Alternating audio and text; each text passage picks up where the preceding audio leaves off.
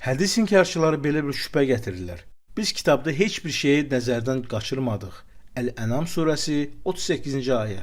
Bu ayəni misal gətirərək bu ayədə olan şey sözünü dəlil kimi göstərməyə çalışırlar ki, güya bu söz qeyri-müəyyənlikdə və inkar qismindən olduğu üçün Quran tam mənada əhkamlardan və digər hər şeyi əhatə etdiyi anlamına yazılır. Bu da güya Qurandan başqa mənbəyə ehtiyac olmadığı anlamına gəlir. Cavab, ayənin ahəngi burada Lövh-i Məhfuzda olan kitabın qəsd olunduğunu göstərir. Uca Allahın eyni ayəsini əvvəldən axıra kimi oxusaq, hansı kitabdan söhbət getdiyi aydın olacaq. O qorunmuş Lövh-i Məhfuz kitabı ki, orada yaradılmışların qədəri haqda əvvəldən axıra kimi hər şey yazılmışdır. Ayə tam olaraq belədir. Yer üzündə gəzən heyvanların və göydə uçan iki qanadlı quşların hamısı sizin kimi ümmətlərdir. Biz kitabda heç bir şeyi nəzərdən qaçırmadıq. Sonra onlar Rəbbinin huzuruna toplanılacaqlar. Əl-Ənam surəsi 38-ci ayə.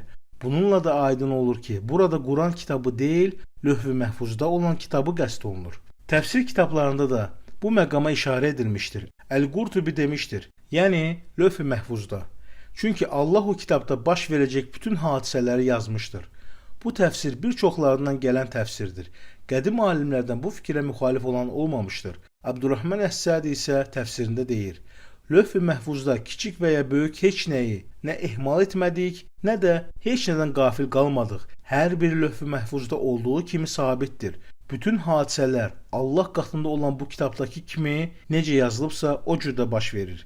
Bu haqda bir çox təfsirlərə baxsaq, alimlərin bu ayəni eyni mənada Lövh-i Məhfuzda olan Allah dərgahında olan kitab olaraq vəsf etdiklərinin şahidi olaraq. Sonda belə bir qənaətə gəlmək olar ki, əsrlər boyu İslam alimlərinin, xüsusən də təfsirçilərin bu ayə verdikləri mənanı hədis inkarçıları çox asanlıqla inkar edir, onları savadsızlıqda ittiham edirlər. Özləri isə şəriət elmlərini bilmədikləri halda Quran ayələrini batilcəsinə yozurlar.